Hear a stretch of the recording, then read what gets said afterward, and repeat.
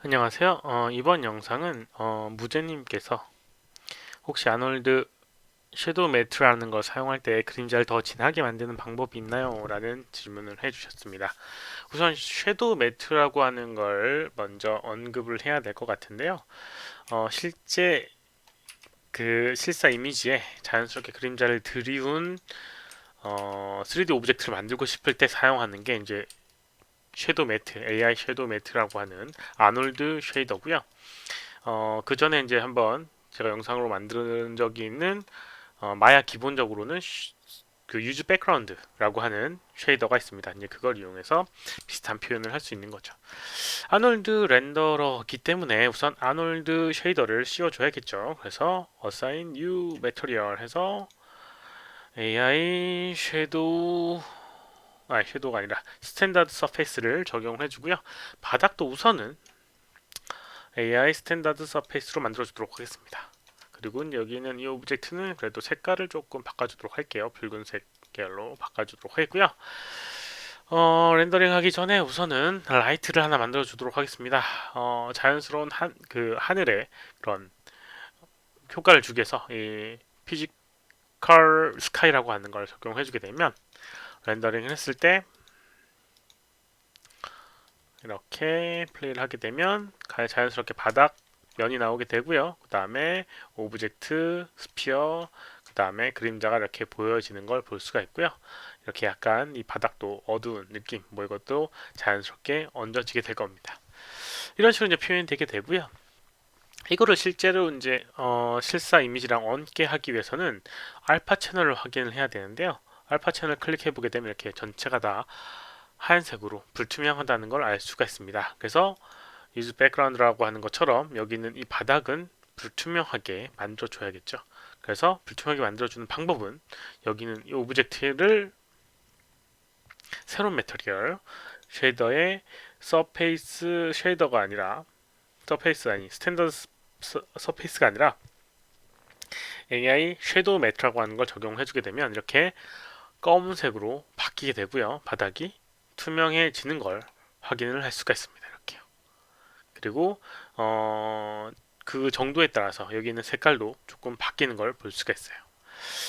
한 가지 또 해결해야 될 부분이 있습니다. 이 라이트 부분이 이렇게 오브젝트 형식으로 되어 있다 보니까 얘도 불투명한 상태로 남아 있는데요. 혹시라도 이게 필요 없다라고 하면 여기 있는 비저빌러티라고 하는 항목이 있습니다. 스카이돔 라이트에 보게 되면 비저빌러티에 스카이 아니 카메라라고 하는 항목이 1로 되어 있는데요. 이걸 0으로 해주게 되면 얘도 불투명한 상태로 바뀌게 되고요. 이렇게 전체가 다 불투명해진 걸 볼 수가 있습니다. 그래서 알파 채널은 이렇게 RGB 채널은 이런 식으로 나오게 됩니다. 이미지를 한번 뒤에 깔아보도록 하겠습니다. 뷰에 이미지 플랜, 임포트 이미지라는 걸 이용해서 전에 했던 다운로드 파일에 뭐였나? 네, 이 이미지 파일을 한번 얹어보도록 할게요. 근데 이거는 새로 이제 얹다 보니까 실시간으로 이게 갱신이 안 돼서 다시 한번 렌더 프리뷰 렌더를 해주도록 할게요. 이렇게 이제 만들어지게 됩니다. 이렇게 그러면 이렇게 그림자가 보이는 걸 볼 수가 있는데 얘가 약간은 밝은 경향이 있어요. 그건 자연스러운 거라고 생각됩니다. 우선은 왜냐하면 스카이돔 라이트라고 하는 게 사방에서 퍼져나가는 빛을 표현을 해준 거기 때문에 그 그림자도 밝게 되는 부분이 있어요. 근데 만약에 이 부분을 조금 더 어둡게 하고 싶거나 이렇게 조정하고 싶다라고 하면 여기 있는 이 섀도우 매트라고 하는 항목을 좀 조정해서 사용할 수가 있습니다. 한번 보도록 하겠습니다. 가장 기본적으로 섀도우 항목이 있는데요. 섀도우 컬러가 있고요. 컬러는 말 그대로 색깔 조정할 수 있는 부분입니다. 말도 안 되지만 예를 들어서 붉은색 그림자를 만들고 싶다라고 하면 이런 식으로 붉은색으로 바꿔주셔도 이렇게 바뀌게 돼요. 그래서 이제 의도적으로 너무 그림자가 어둡거나 밝다라고 하면 그거에 의해서 색깔로 조정해 줄 수 있습니다. 너무 뭐 그림자가 어둡다라고 하면 약간 이런 회색 계열로 돌려주게 되면 조금 더 밝은 그림자가 만들어질 수 있겠죠. 하지만 뭐 이거는 거의 안 쓴다고 볼 수 있고요. 밑에 보게 되면 이제 이 섀도우 오페시티라고 하는 게 있는데 이게 바로 투명도에 관련된 부분입니다. 만약에 0의 값을 주게 되면 그림자가 투명해져서 사라지게 됩니다. 근데 반대로 이걸 투명도를 높여주게 되면 디폴트는 1인데요.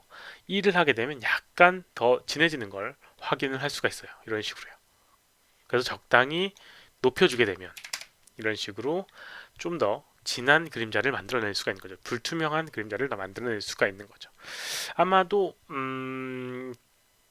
그 무제님의 답변에 대한 대답은 여기 오페시티라고 하는 거에서 찾을 수가 있을 것 같아요. 약간 이렇게 거친 부분 같은 경우는 나중에 퀄리티를 높여서 약간 그 노이즈를 좀 줄여줘야 될 겁니다. 지금은 이제 노이즈가 좀 많죠. 이렇게 이제 신경을 써줘야 될 부분이 이렇게 섀도우 오페시티라고 하는 부분이 있어요. 또 다른 걸 조금 가보도록 하겠습니다. 섀도우 매트에 보게 되면 디퓨즈, 그 다음에 스페큘라라고 하는 부분이 있는데요. 디퓨즈라고 하는 거는 여기 인디렉트 디퓨즈라고 하는 걸 체크를 하게 되면 이제 활성화가 되게 되는데요.